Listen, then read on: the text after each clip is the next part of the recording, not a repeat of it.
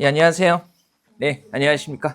자, 우리 계속 이제 그 언어 부분 보려고 해요. 그죠? 언어 같은 경우에 사실 이제 지문 제시형으로 나오기 때문에 우리가 예전만큼 엄청나게 많이 하고 있지는 않아요. 다만 이제 예시 문제가 한 2차 정도 나왔고, 그 다음에 기출 문제라고 할 수 있는 게 2회밖에는 없죠. 국가직 9급, 지방직 9급 해가지고요. 그래서 이 부분도 현행 학교 언어 문제에서는 지문 제시형으로 띄어쓰기 관련 부분 나오고 있기 때문에 아마 이제 내년 시험까지도 안 나온다면은 우리가 완전히 배울 필요가 없는데, 하긴 뭐 우리하고는 상관없죠. 그죠? 우리한테 내년 시험만 중요하니까, 내년에 끝나니까, 그죠? 근데 이제 내년 시험까지 보고 더 이상 이 띄어쓰기 부분이 전혀 활용이 안 된다면 우리가 굳이 학습할 필요는 없는데요. 올해까지는 그래도 기출 문제가 충분치 않은 않은 이유 때문에 해야 될 것 같기는 합니다. 자, 보죠. 어차피 외우는 부분은 없다고 했죠. 그래서 설명 보고 정확히 이해하시면 돼요. 62쪽 펴시면 됩니다.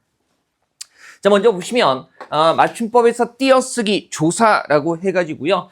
우리가 일반적으로 이제 일상에서 잘 써요. 잘 쓰기는 하는데 몇 가지 주의해야 되는 조사들이 있다는 거죠. 그죠? 그래서 설명 나왔을 때 적용해서 띄어쓰기에 활용할 수 있으면 되겠습니다. 자, 1번 한번 보세요.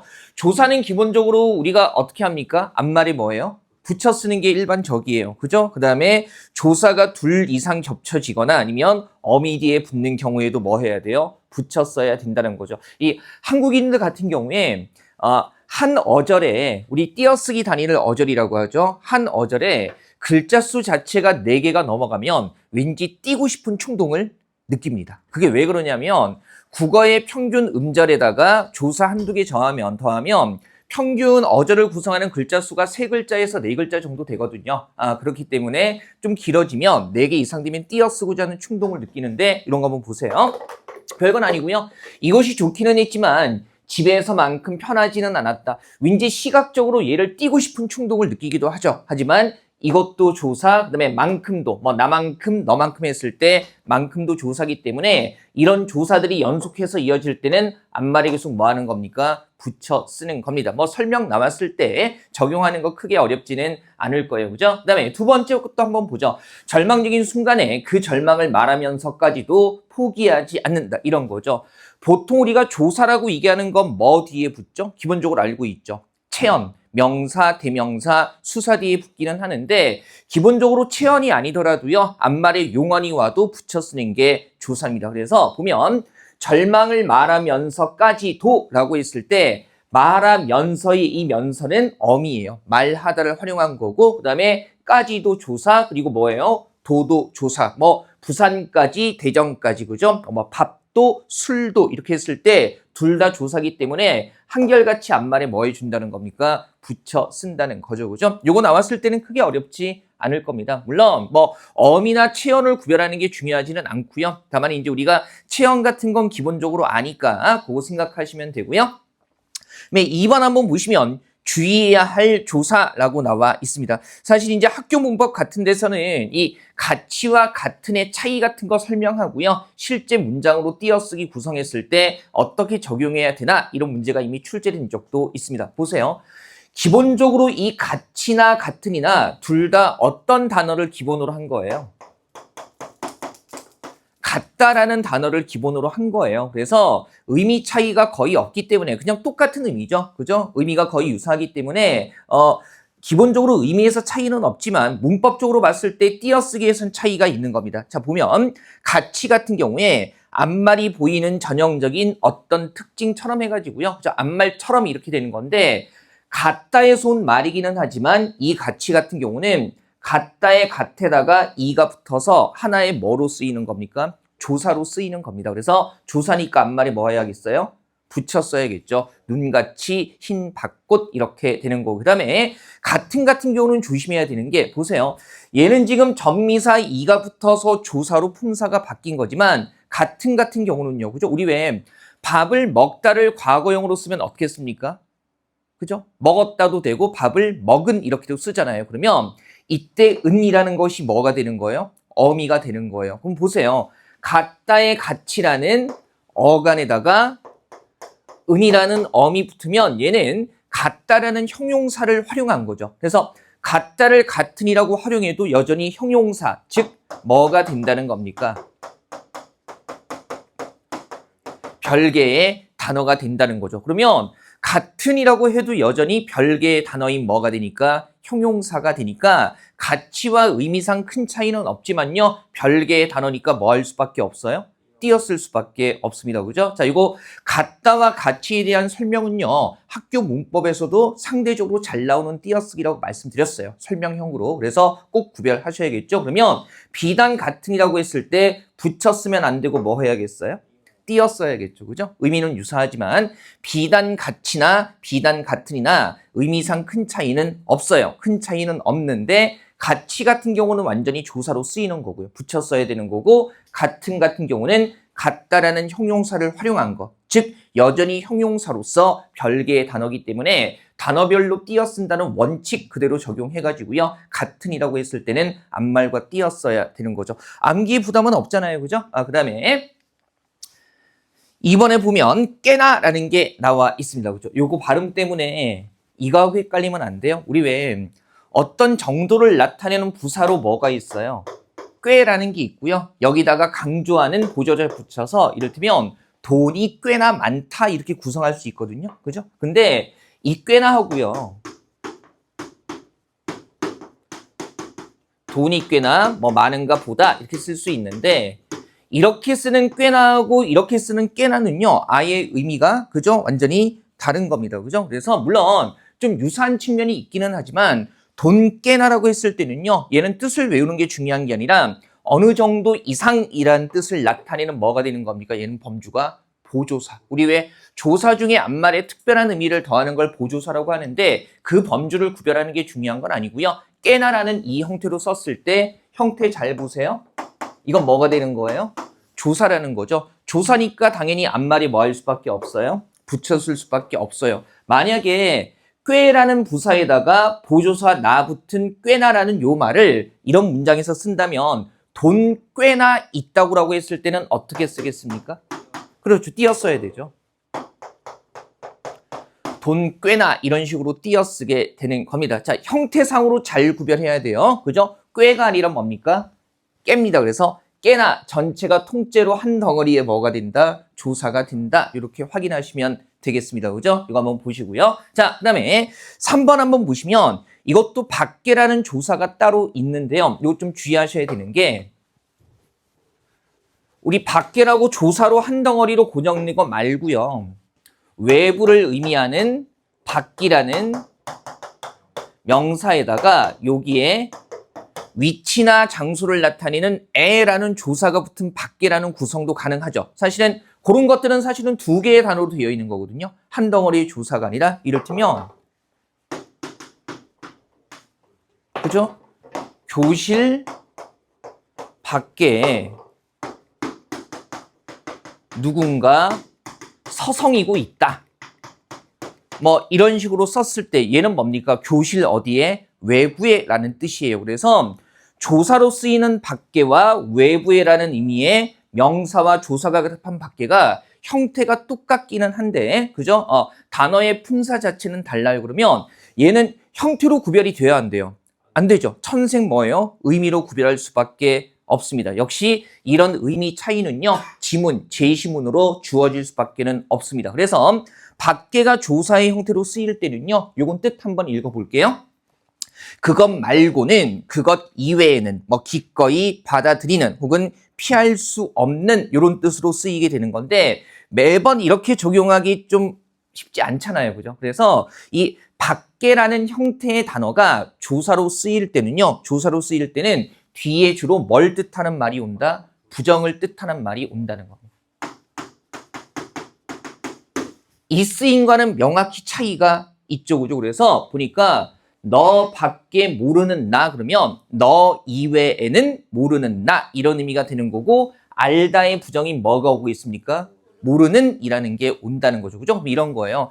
제시문에 밖에라는 형태의 단어가 그죠? 조사로 쓰일 때, 즉 앞말에 붙였을 때는 뭐 뒤에 주로 부정을 뜻하는 말이 온다라는 설명이 나왔을 때 부정을 뜻하는 말이 무엇인가라는 걸 우리가 인지하고 적용할 수 있어야겠죠. 그죠? 그래서 너밖에 모르는 나 하게 되면 이 모르는 뭐예요? 알다의 부정이고요. 의미상으로도 너 이외에는 모르는 나 이렇게 되는 거니까 당연히 이 밖에는 조사로 뭐 해야 돼요? 붙였어야 되는 겁니다. 그죠? 이거 한번 보시고요. 그다음에 두 개밖에 남지 않았다라고 했을 때 역시 의미상으로 봤을 때는요. 두 개 말고는 두 개 이외에는 남지 않았다 이렇게 되는 거고 이건 뭘 부정한 거죠? 남다라는 것을 뭡니까? 뭐뭐하지 않았다라고 부정하는 거잖아요. 그죠? 그래서 이것도 역시 조사로 쓰이게 되는 겁니다. 부정을 뜻하는 말과 함께 쓰인다는 게 어떤 의미인지 어떻게 나타나는지 정확하게 확인할 수 있으면 되겠습니다. 적용하기 어렵지 않죠? 자, 그다음에 열심히 공부할 수밖에 없다라고 했을 때 열심히 공부하는 것 말고는 다른 방법이 없다는 건데 역시 뒤쪽에 보니까 있다의 부정이 뭐가 쓰이고 있어요? 없다가 쓰이고 있다는 거죠. 그래서 이거 보면은 역시 이 밖에도요 조사가 되는 거고요. 앞말에 붙였을 수밖에 없는 겁니다. 자, 외우는 게 아니라 설명 보고 이해하는 거니까 심리적인 부담은 훨씬 덜하죠. 그죠? 그래서 이거 한번 보시고요. 어제 시험 보셨더라고요. 모의고사. 여기 수련관 전체에서 최근에 공부 시작하신 분들은 뭐 그렇기는 한데 우리 일찍 7월부터 시작하신 분들은 조금 신경 좀 쓰셔야 될 겁니다. 그죠? 모의고사가 연습이기는 한데 여기에서는 국어 점수 제가 낸 문제는 아니지만 국어 점수가 제일 잘 나왔다고 여기서 뭐 국어를 역시 제일 잘 가르쳐 얘기하는데 저는 그런 말 별로 듣기 좋지 않습니다. 문제가 쉬웠겠지. 그죠? 여기서 보는 모의고사 국어 문제는요. 다른 과목에 비해서 제가 안 내서 이런 말씀 드리는 게 아니라 그렇게 어려워 보이지 않아요. 그죠? 근데 문제는 뭐냐면 그렇게 어려워 보이지 않는데도 불구하고 공부 좀 했다는 전제하에 점수 확보가 안 되면 너무 방심하고 있는 거 아닌가라는 생각을 제가 할 수밖에 없죠. 어느 정도 하니까 웬만큼 좀 점수 확보되니까 다른 건 둘째치고 다른 과목 둘째치고 국어 같은 경우에 방심하면 이런 거예요. 어차피 여러분들 알고 계시겠지만 우리가 보는 시험은 철저하게 상대평가입니다. 그죠? 그래서 남들 90점 받으면 내가 95점 받아야 되고 남들 95점 받으면 나는 국어 100점 받아야 돼요. 그죠? 그래야만 명확하게 상대적인 우위를 확보해서 합격하실 수 있는 거죠. 그래서 되게 열심히 하셔야 돼요, 진짜로. 이게 여러분들이 불성실하다는 게 아니라 진짜 열심히 하셔야 됩니다. 진짜로. 그죠? 우리 여기 정선 지역의 특성이 있기는 하지만 생각해 보세요. 제가 이제 공부하는 동안에는 여러분들 스트레스 받지 말라고 이런 얘기 최대한 누르고 줄이기는 하는데 나는 여기 있는 분들이 지금도 잘하고 있지만 더 열심히 해야 된다고 생각을 해요. 그러니까 열심히 안 하는 건 아닌데 나름 어느 정도 열심히 하는데 지금보다 더 열심히 해줘야 합니다. 그죠? 내년에도 합격자 평균이 똑같을 거라고 장담할 수 없습니다. 올해 합격자 평균은 여기서 공부하던 분들이 올려놨죠.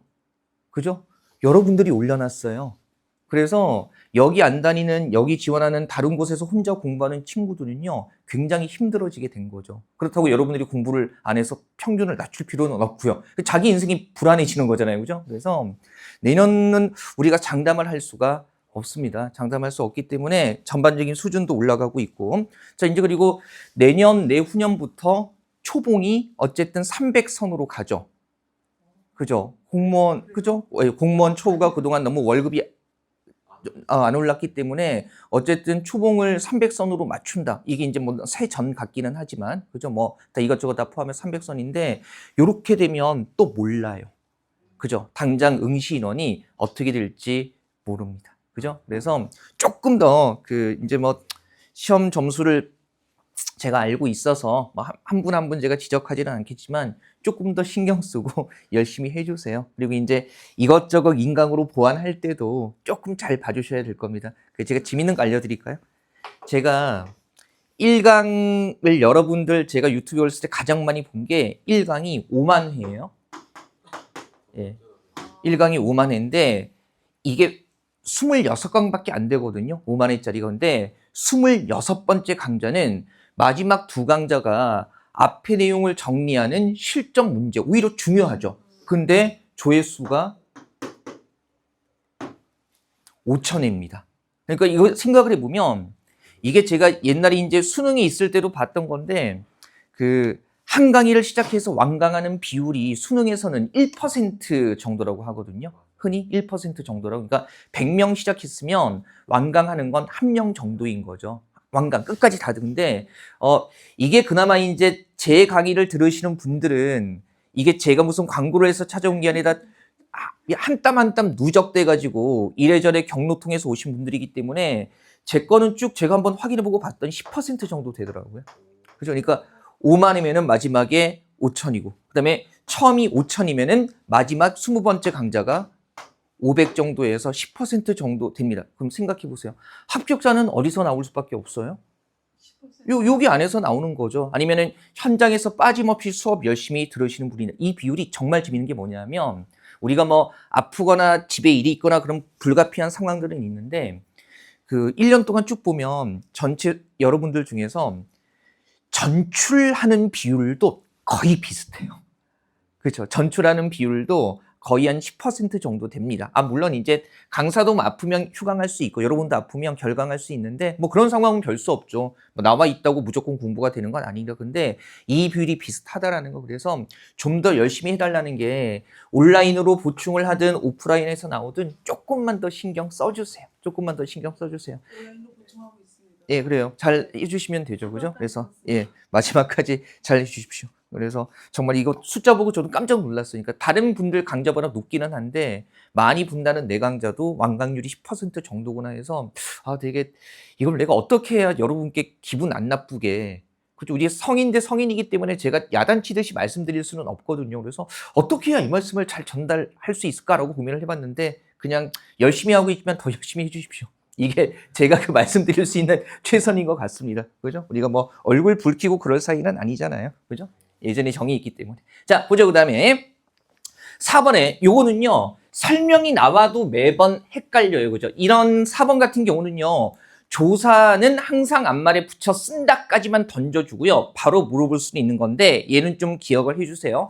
보조사 이런 것들 외우는 게 중요한 게 아니고요. 4번에 응커녕, 능커녕 같은 경우는 이거 자체가 아예 한 덩어리의 뭡니까? 조사입니다. 그죠? 그러니까 띄었으면 안 되는 거죠. 특히 두 번째 문 보시면 달리기는 커녕이라고 했을 때 한 어절이 몇 글자로 되어 있어요? 6글자로 되어 있다 보니까 시각적으로 너무 길어 보이거든요. 국어 문장에서 한 어절은 3글자나 4글자로 구성된 게 많기 때문에 시각적으로 길어 보여요. 그래서 얘는 제가 한번 틀리게 써볼게요.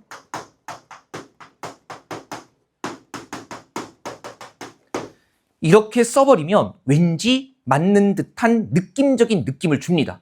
그죠? 충분히 달리기는 길이 나빠 보이지 않는데, 근데 우리가 이런 것들을 감으로 파악하는 건 아니잖아요. 그죠? 그래서 길어 보이는 것과 상관없이 은커녕이나 능커녕 자체가 전체가 한 덩어리에 뭐가 된다는 겁니까? 조사고. 우리 조사는 기본적으로 앞말에 붙여 쓴다는 거 알고 있기 때문에, 그죠? 이렇게 쭉쭉 붙여주시면 되겠습니다. 그죠? 어렵지는 않죠? 자, 이거는 암기하세요.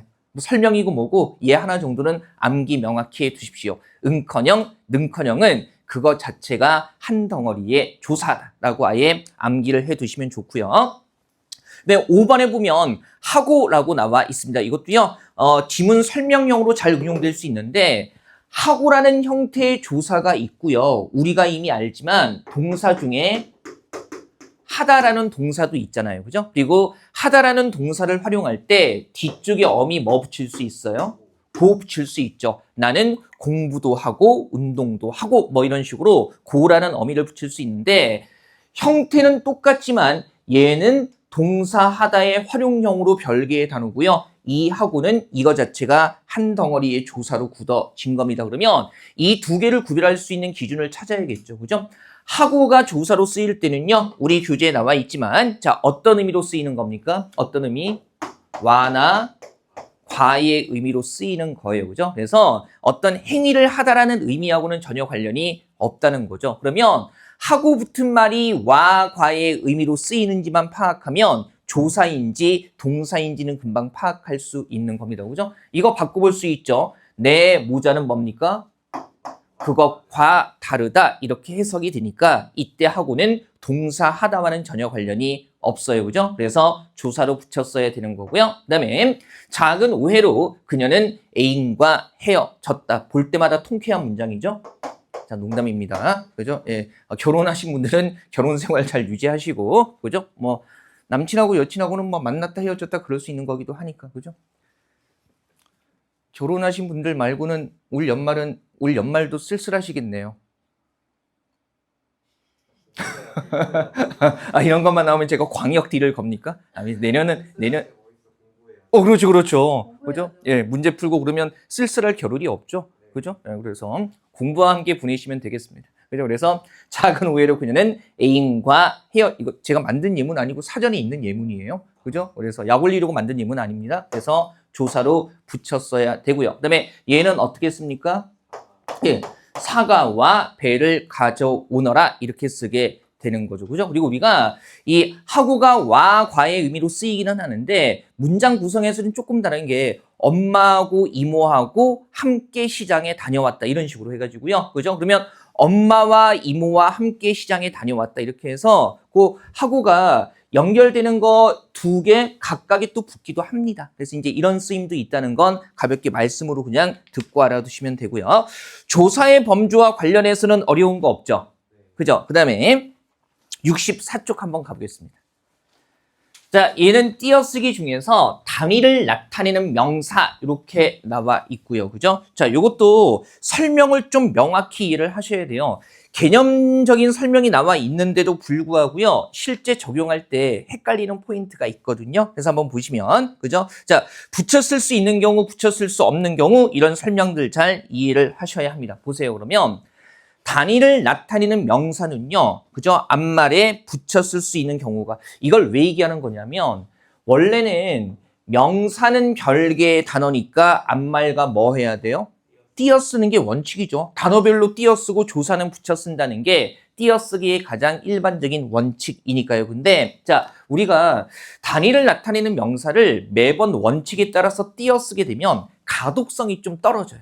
그래서 이제 편의를 위해서 허용되는 규정을 만들어 준 겁니다. 그래서 언제 붙여 쓸 수 있어요? 뭐 뒤에서? 아라비아 숫자 뒤에서. 이때 아라비아 숫자라는 것은요, 한글로 1, 2 이렇게 쓰는 게 아니라, 그죠? 인도 아라비아 숫자 자체. 이런 거. 그죠? 요런 숫자 뒤에서는 붙여 쓸 수도 있는 겁니다. 자, 이거 조심해야 돼요. 규정이 나와 있을 때 그 규정을 정확히 이해를 해야 되는데, 붙여 쓸 수도 있다는 것은요, 원칙은 뭐 한다는 겁니까? 띄어 쓰는 게 맞다는 거예요. 그러니까 원칙은 이렇게 그 문장이 나와 있어도 많이 헷갈리거든요. 원칙은 원래는 단어별로 띄어 쓰는 거니까 16동 502호 이렇게 원칙은 띄어 쓰는 건데, 다만 이렇게 원칙대로 썼을 때는요, 가독성이 상대적으로 떨어지기 때문에 앞말에 뭐 하는 걸 허용해 주는 거예요? 붙여 쓰는 걸 허용해 주는 거예요. 그래서 이렇게 16동 502호 이렇게 쓰는 것도 맞는 거고요. 단위를 나타내는 동과 호를 원칙적으로 띄어 쓰는 것도 틀린 게 아니라 뭡니까? 맞는 겁니다. 이건 상당히 조심하셔야 돼요. 아라비아 숫자 뒤에서는 반드시 붙여야만 한다라는 설명이 나오진 않아요. 그죠? 붙여 쓸 수도 있다. 붙여 쓰는 게 허용된다 그러면 원칙 외에 그죠? 하나가 더 덧붙는다는 의미가 되는 거죠. 그래서 그런 설명들 명확하게 이해하시면 되고요. 그 다음에 3년 6개월 20일간이라고 했을 때 얘도 원칙은 뭐 하는 거겠어요? 년, 개월, 일간을 뭐 해야 됩니까? 띄어 쓰는 게 맞는 건데, 그렇죠. 3과 6, 20이라는 아라비아 숫자 자체가 나왔기 때문에 뭐 하는 것도 허용이 되는 거예요. 붙여 쓰는 것도 허용을 하는 겁니다. 그죠? 그 문장 나왔을 때 의미 명확하게 알아두셔야 하고요. 또 하나 붙여 쓸 수 있는 경우가 순서를 나타내는 경우입니다. 그죠? 순서를 나타내는 경우. 그래서 우리 왜 제1과, 여기서 단위를 나타내는 명사가 과나 학년이나 층 같은 거잖아요. 그죠? 그러면 제1과 그러면 몇 번째 과를 얘기하는 겁니까? 첫 번째 과, 순서죠. 첫 번째 과. 그 다음에 3학년 그러면 학교 들어가서 맞이하는 몇 번째 학년이에요? 세 번째 학년 이렇게 되는 거고요. 그죠? 그 다음에 6층 그러면 아래쪽부터 따져서 위쪽으로 몇 번째 층이 되는 겁니까? 6번째 층이 되는 거죠. 그래서 이렇게 아라비아 숫자 자체가 남았을 때는 개념 상관없이 항상 붙였을 수가 있는 건데요. 그죠? 근데 이렇게 이제 한글로 이렇게 따로 표기했을 때는요, 뭘 나타낼 때 순서를 나타내는 경우에만 붙였을 수가 있는 겁니다. 요거 엄연히 차이가 있죠. 그죠? 그러면 이런 거 있잖아요. 살짝 응용해 볼게요. 자, 지금 제가 개념적인 설명이 주어져 있다는 전제하에 말씀드리는 거예요. 3년 6개월 20일간이라는 요것을 만약에 한글로 이렇게 쓴다면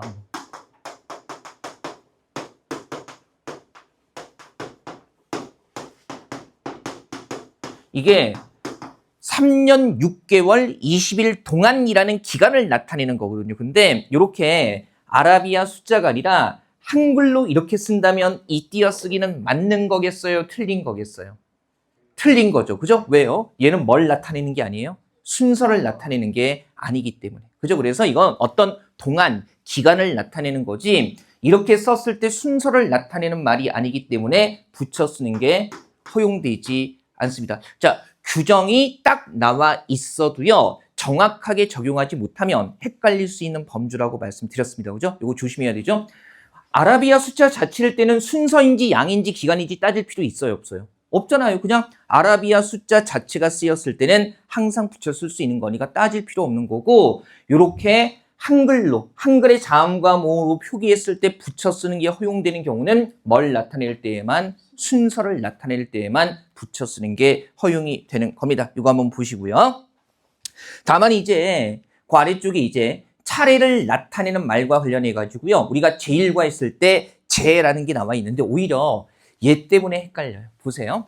이때 나타내는 제가 보통 우리가 이제 제1, 제2, 제3 해가지고요. 차례를 나타내는 말인데 얘는 문법적인 성격이 이렇게 붙임표 있잖아요. 그러면 얘는 혼자 단어로 쓰이지 않고요. 항상 뭡니까? 뒤에 오는데 뭐 하는 말이에요?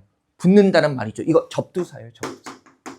그러니까 얘가 별개의 단어가 아니라 접두사. 그러니까 다른 어근에 붙어서만 하나의 단어로서 완성이 되는 애인데 왠지 우리가 쓰다 보면 어감상 별개의 단어처럼 느껴지거든요. 그래서 제 자체는 접두사, 혼자 단어가 될 수 없으니까 얘는 따로 띄었으면 된다, 안 된다? 안 된다는 겁니다. 그죠? 그래서 이런 거 보세요. 제일 띄고 과 그러면 얘는 어때요? 맞는 거예요. 그죠? 왜냐하면 과라는 단위를 나타내는 말을 명사를 단어별로 띄어 쓴 거니까. 그죠? 그 다음에 제일과라고 했을 때 첫 번째 과라고 해가지고요. 뭘 나타내는 말입니까? 순서를 나타내는 말이니까 단위를 나타내는 과를 하는 것도 허용이 돼요. 붙여 쓰는 것도 허용이 되는 겁니다. 그죠? 자, 설명 보면서 이해하시면 되죠? 다만 이렇게 제 띄고 일과 이렇게 쓰면 돼요, 안 돼요? 안 되죠. 이건 왜 그러냐면 시각적으로 봤을 때는요. 의외로 이렇게 잘못 쓰는 사람들이 많고 우리가 주변에서 흔히 봤기 때문에 맞겠거니라는 생각은 들지만 제가 명확히 잡아드렸잖아요. 제 자체는 성격이 어떻다? 접두사, 즉 혼자 단어가 될 수 없는 애기 때문에 접두사만 따로 이렇게 띄었을 수 있어요, 없어요? 없다는 거죠. 요거는 암기해 두세요. 지금 암기하라는 거 딱 2개밖에 없었거든요. 그죠? 응커녕, 능커녕은 한 덩어리의 조사다. 그 다음에 차례나 순서를 나타내는 제는 뭐다? 접두사다. 접두사라는 건 혼자서 별개의 한 단어로 쓸 수가 없다는 겁니다. 그죠? 예, 그거 생각하시면 되고요. 이거 이제 종합해서, 설명들 종합해서 한번 보시면 2번이죠. 단위를 나타내는 명사를 붙여 쓸 수 없는 경우. 자, 이거 앞에서부터 차분히 따져볼게요. 7살. 얘는 고민할 필요가 없죠. 그죠? 7살. 왜 고민할 필요가 없습니까? 단위를 나타내는 명사를 원칙적으로 한 거니까? 띄어 쓴 거니까. 그죠? 한번 보시고, 그 다음에, 요렇게 7살 했을 때 우리가 보통 아라비아 숫자 자체를 썼을 때는 일반적으로 많이 붙였어요. 하지만 우리 그 생각을 해야 되죠. 단위를 나타내는 명사는 원칙적으로 한다? 띄어 쓴다. 그래서 살이라는 명사를 얘도 원칙적으로 띄어 쓴 거니까, 그죠? 이것도 맞는 겁니다. 조심하라고 몇 번이나 강조했습니다. 아라비아 숫자 뒤에서 무조건 붙여 써야만 한다가 아니라 붙여 쓸 수 있다라는 겁니다. 그죠? 그러니까 원칙 외에 덧붙는 조건이지 반드시 해야 되는 의무적인 조건은 아니에요. 그 다음에 이렇게 쓰는 7살은 어떻습니까? 아, 맞죠, 그죠? 뭐 뒤에서 아라비아 숫자 자체일 때는 순서를 나타내든 양을 나타내든, 그죠? 무조건 뭐 할 수 있다? 붙여 쓰는 게 허용이 되는 겁니다. 그죠? 그다음에 이제 마지막을 잘 보셔야 되는데, 요렇게 한글로 7 한 다음에 단위를 나타내는 살 이렇게 붙였으면 돼야 안 돼요? 안 되죠. 우리 방금 봤지만 한글로 이렇게 나타낼 때는 붙여 쓰는 게 허용되는 게 뭘 나타내는 경우입니까? 순서를 나타내는 경우입니다. 그죠? 근데 7살은 순서가 아니라 7이라는 말 자체는 뭐가 돼요?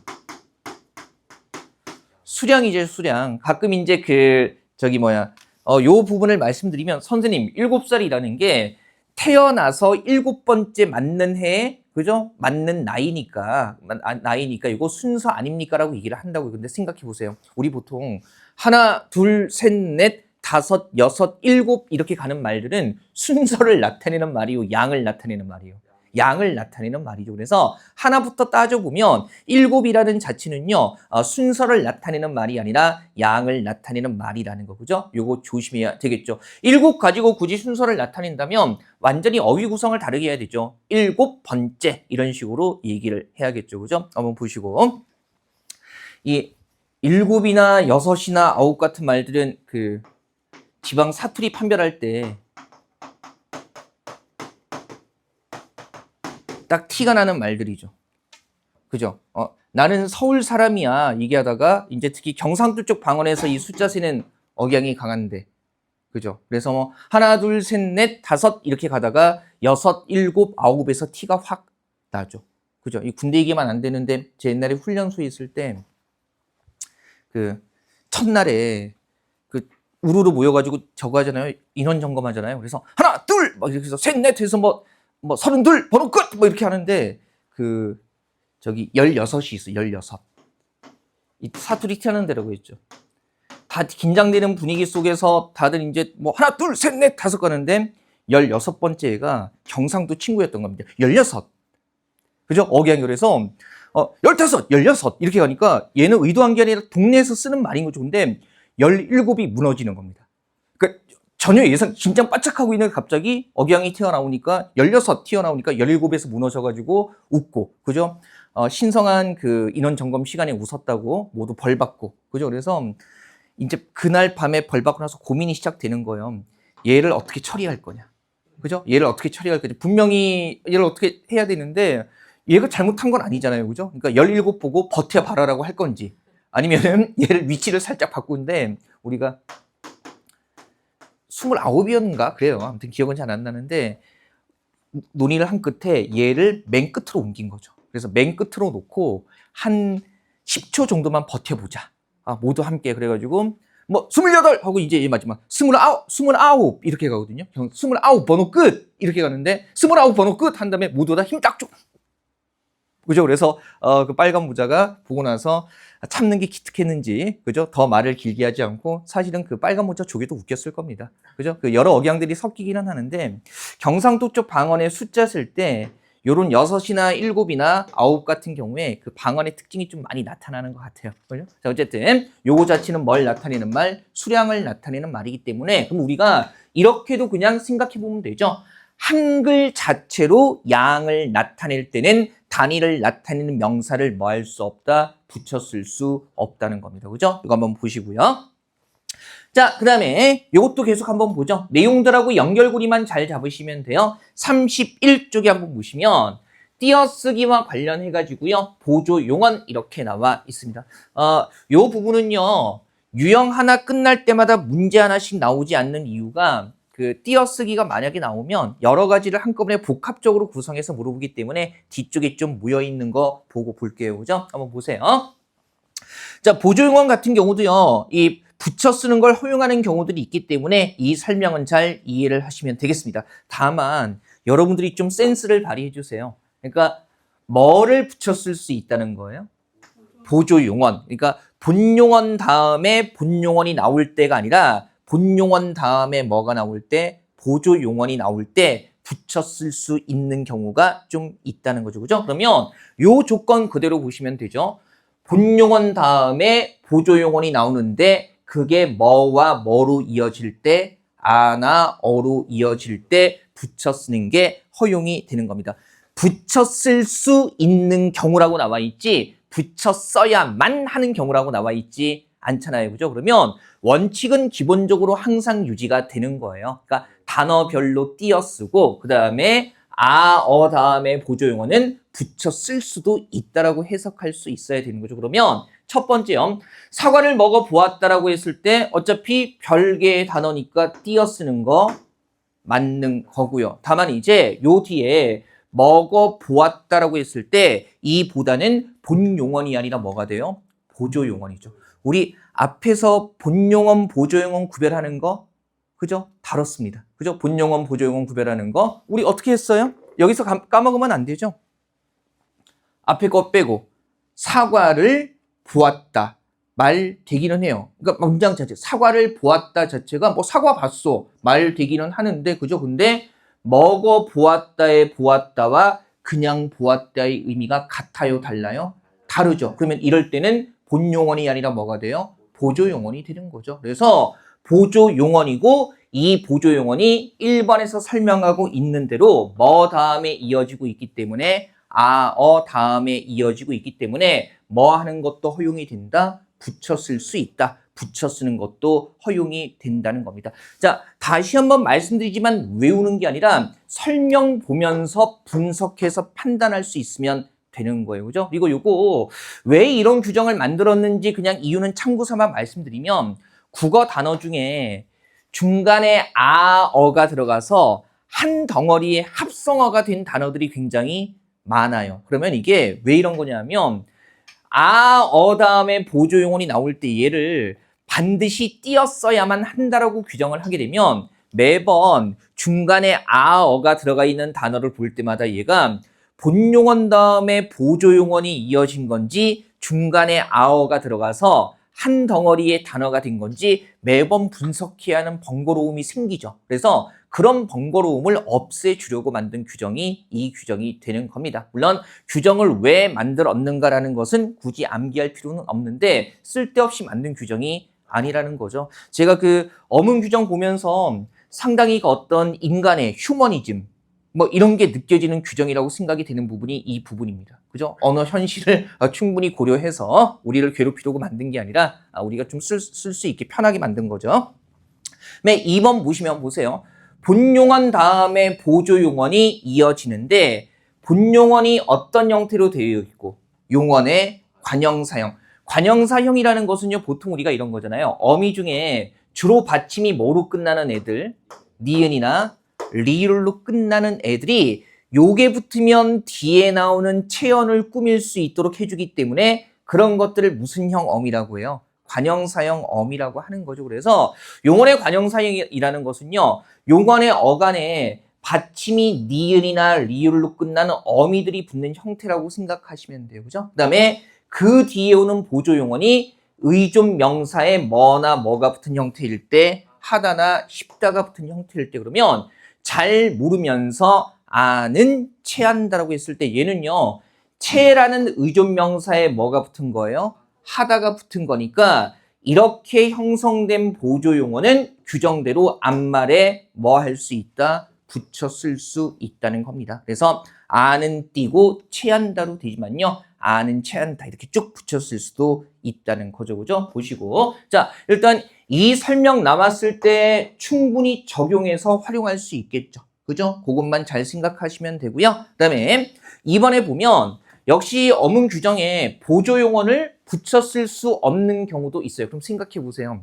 이게 동전의 양면 같은 거여서 그러면 1번의 괄호 1번과 2번에서 얘기하는 경우가 아니라면 붙였으면은 안 되는 거죠. 보조용언 자체가 원래 별개의 단어기 때문에 1번에 1번과 2번에서 얘기하는 경우가 아니라면 붙여 써서는 안 되는 겁니다. 그죠? 그럼 한번 보세요.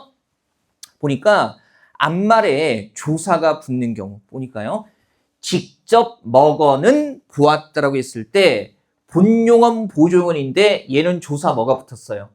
는이 붙으면서 이렇게 중간에 조사 는이 붙으면 뭐 다음에 이어지지 않아요? 아나 다음에 바로 이어지지 않아요. 따라서 얘는 붙여 쓰는 경우에 들어가요? 안 들어가요? 안 들어가요. 그죠? 충분히 이해할 수 있죠. 그래서 반드시 띄었어야 되고요. 이렇게 붙였을 수가 없는 겁니다. 그죠? 그 다음에 보세요. 앞말이 요거는 따로 봐야 돼. 이해하세요. 합성 용언인 경우, 즉 여러 개의 어근이 결합한 합성 용언인 경우. 그래서 종이배가 강물에 떠내려가 버렸다 같은 경우에 얘는요. 떠내려가다에다가 아가 붙고 버렸다가 이어지는 형태기는 해요. 근데 얘는 보니까 떠내려가 자체가 뭐하고 뭐가 결합한 거예요? 그렇죠? 뜨다에 또 내리다에 또 뭐가 결합한 겁니까? 그렇죠. 가다. 그러니까 여러 개가 결합한 뭐가 되는 겁니까? 합성 용언이니까 이런 경우에는 뒤에 나오는 보조 용언을 뭐 할 수 없다? 붙였을 수 없습니다. 그죠? 이런 거요. 붙였을 수 없는 경우에는 1번 앞말에 조사가 붙는 경우, 2번 앞말이 합성 용언인 경우가 있다라는 설명 나왔을 때 그 설명 보고 떠내려가 버렸다를 가만히 봤더니 앞에 본 용언이 무려 3개가 결합한 합성 용언이네. 그러면 이땐 보조 용언을 붙였을 수가 없겠군이라는 거 인지할 수 있으면 끝나는 겁니다. 그죠? 그냥 설명 보고 적용하는 거니까 어렵지 않아요. 그래서 반드시 띄었어야 되고요. 이렇게 붙였을 수는 없는 겁니다. 그죠? 그 다음에 3번도 한번 설명 이해해 보죠. 자, 중간에 조사가 들어가는 경우 얘는 뭐냐면 좀 전에 요거 봤던 거 기억나세요? 아는 취한다 같은 경우는 의존명사 체에 바로 뭐가 붙었어요? 하다가 붙었죠. 근데 지금 여기 3번에서 얘기하는 거 보면 그죠? 드세다가 바로 싶다가 붙은 게 아니라 듣 다음에 뭐가 붙었어요? 도라는 조사가 붙었어요. 그죠? 그래서 의존명사에 하다나 싶다가 바로 붙었을 때는 앞말에 붙였을 수 있지만 얘는 드시라는 의존명사에 하다나 싶다가 바로 결합한 게 아니죠. 그러면 다 별개의 단어니까 뭐 할 수밖에 없어요? 띄었을 수밖에 없고요. 올 뜻도 쉽다라고 쭉 붙여 쓰는 게 허용되지 않습니다. 그죠? 이거 괜찮으시겠어요? 한번 보시고요. 자, 나중에 복습하시면서 설명 보고 그 설명에 따라서 분석만 잘 하시면 됩니다. 분석만 잘 하시면 되고요. 제가 자꾸 이런 말씀 드리는 게 꼭 제가 이런 강의 올리고 나면 권기태 혼자 띄어쓰기 가르친다 이러면서 음해하는 악의 무리들이 있어요. 그죠? 근데 미친 새끼들이죠. 제 강의 봐주는 건 감사하기는 해요. 어쨌든 0.01달러라도 올라갈 테니까. 근데 제가 이거 외워서 나오는 형태라고 했어요? 안 했잖아요. 설명 보고 그냥 설명에 따라서 분석할 수 있는 형태로 나올 가능성이 있다. 실제로 학교 문법에서 그렇게 나오고 있기 때문에 기출문제가 많지 않은 상황에서 올해까지는 좀 공부를 해둬야 된다는 말씀을 분명히 드리고 있습니다. 그죠? 참. 나는 이제 강호에서 벗어나 있는데 왜 자꾸 나를 괴롭히지? 그죠? 강호에서 벗어나 있는데. 그래도 무관심보다는 낫죠. 그런 거 아닙니까? 무관심보다는 낫죠. 자, 그 다음에 띄어쓰기 관련해서요. 고유명사 이렇게 나와 있습니다. 우리 왜 대표적인 고유명사가 뭐예요? 지명이나 인명 같은 거 아니겠어요? 그죠? 뭐 사람 이름이나 지역 이름 같은 거. 그래서 이것도 한번 규정하고 적용할 수 있으면 돼요. 성과 이름, 그 다음에 성과 호 같은 거 쓸 때 우리는 지금 이제 명, 이름밖에는 안 쓰지만 그 옛날 사람들은 호도 있고 자도 있고 명도 있고 했었죠. 그죠? 알지 않습니까? 명, 이름, 자. 그래서 우리 뭐 이를테면은 제갈공명의 공명은 사실은 자예요, 자. 제갈공명의 삼국지 많이 보니까 정식 이름은 뭡니까? 량이죠, 량. 그죠? 제갈공명의 공명이 자고 본명은 량인데 옛날 사람들에게는 이 명, 부모님께서 지어주신 이 이름을 함부로 부르는 게 예의에 어긋난다고 했죠. 그래서 나보다 윗사람, 나의 부모님, 나의 스승은 이름을 불러도 되지만 그 외에 동년배들이나 아랫사람은요 함부로 이름을 부를 수가 없었습니다. 그래서 성년이 되고 나면 원래 주어져 있는 이름을 그대로 부를 수는 없으니까 이 이름을 대신하는 게 보통 뭐예요? 자가 되는 거죠. 우리가 흔히 알고 있는 제갈공명의 공명 같은 게 성년 되고 난 이후에 량이라는 이름 대신 부르는 자가 되는 거고, 그죠? 그래서 보통 자는 하나예요.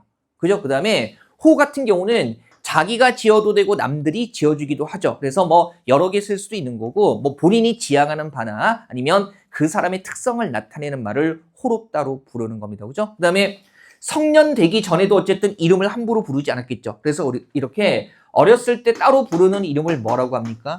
아명이라고. 그러니까 성인 되기 전에 아이일 때 부르는 이름 해가지고요. 그죠? 좋은 의미가 있는 이름을 아이 때부터 함부로 부르면 귀신이 잡아간다 뭐 이런 말도 안 되는 속설 같은 것도 있었어요. 그래서 어렸을 때 부르는 의미 따로 있었던 거죠. 그래서 저는 이제 문학 전공하고 그러면서 작가를 보면 여기까지는 괜찮은데 이걸 한 4-5개씩 쓰는 작가들이 있어요. 그래서 연구하다 보면 이제 뭐 이미 밝혀진 거지만 다른 사람인 줄 알았는데 동일 인물이 그냥 호만 다르게 쓴 거고 뭐 이런 것들 밝혀지기도 합니다. 그죠? 있습니까? 아명? 요즘엔 아명보다는 우리가 아명 비슷하게 태명이라는 거 많이 쓰죠. 그죠? 아이 임신했을 때 태명 이런 거 많이 쓰고 자는 거의 안 쓰지 않습니까? 호 있습니까? 호는 뭐 나중에 본인이 만들어도 되죠. 그죠? 어? 그죠. 닉네임이 일종의 호처럼 쓰이는 건 맞겠네요. 그죠? 자라고 부르기는 그렇고, 닉네임이 일종의 호가 되는 거죠. 그죠? 저는 저희 아버님께서 지어주셨어요. 네.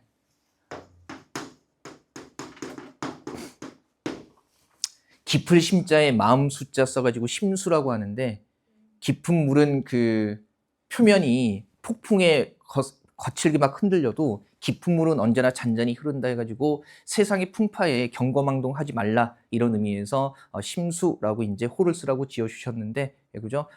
제 입으로 말하고 다니기는 부끄럽습니다. 흥분을 잘해서 화도 잘 내고 이런 씨 막 이러면서 그죠? 화도 잘 내고 그래서 어디 가서 제 호가 심수입니다 그러면 너하고 전혀 어울리지 않는데 라는 욕 들어먹기 딱 좋은 거죠.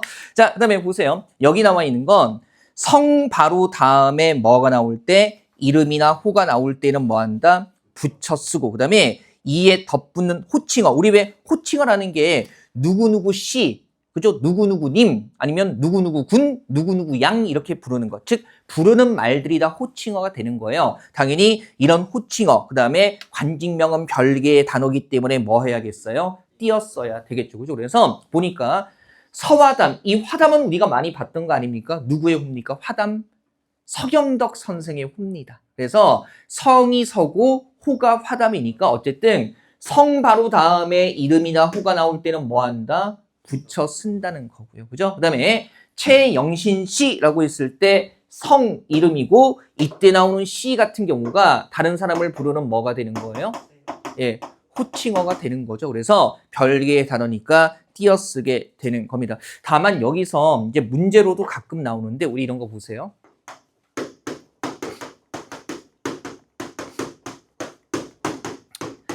이순신 장군 얘기하는 거죠. 그러면 이충무공 장군 이렇게 쓰면 돼야 안 돼요? 이거? 안 되죠. 왜 그러냐면 방금 한 거. 성 바로 다음에 이름이나 뭐가 나올 때 호가 나올 때는 뭐 한다? 붙여 쓴다. 그러면 충무공 이순신 장군 같은 경우에 충무공이 호잖아요. 그죠? 그다음에 이게 뭐 다음에 나왔어요? 이라는 성 다음에 나왔으니까 당연히 뭐 해야 돼요? 붙여 써야 되는 거죠. 그죠? 그래서 이게 이제 호가 3글자가 돼버리면요. 붙여 썼을 때 시각적으로 익숙지 않다 보니까 왠지 띄어쓰고 싶은 악마의 유혹에 시달리는 겁니다. 근데 분명히 규정이 나와 있는데요. 뭐. 성 바로 다음에 이름이나 호가 나올 때는 뭐 한다? 붙여 쓴다. 그러면 이렇게 쓰면 안 되고요.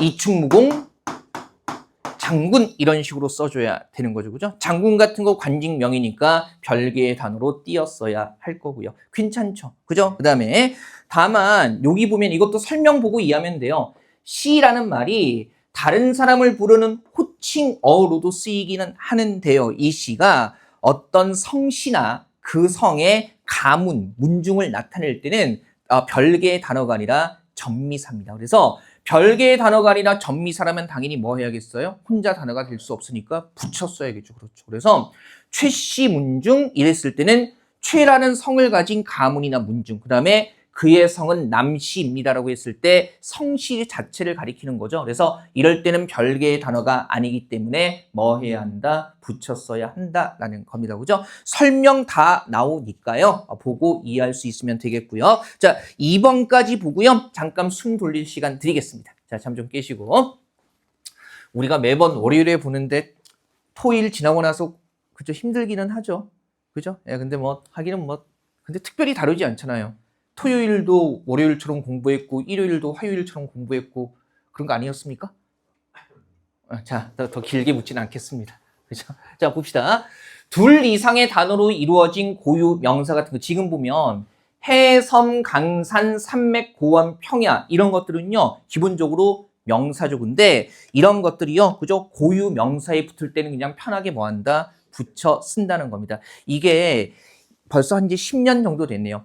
2016년에 외래어 표기법 같은 게 개정되면서 그냥 통일이 된 겁니다. 그래서 옛날에는요, 외래어 뒤에 강이나 산 붙을 때 띄어쓰라고 했었거든요. 근데 이게 적용하기 너무 까다로운 거죠. 그래서 그냥 하나의 고유 명사니까 쭉 뭐 해도 된다? 붙여 써도 된다. 그러니까 띄어쓰는 경우가 없고요. 그냥 붙여 쓰라고 해준 거예요. 그래서 뭐 다도해, 코르시카 섬, 미시시피강, 북항산, 알프스 산맥, 게마구원, 화베이 평야, 그리스인, 여진족, 프랑스어 등등 해가지고요. 이런 고유 명사는 그냥 뭐 한다? 붙여 쓴다라는 거, 그죠? 그냥 규정 보고 확인할 수 있으면 되겠습니다. 자, 잠깐 쉬었다가요. 10분 정도 쉬었다가 조금만 더 볼게요. 힘들죠?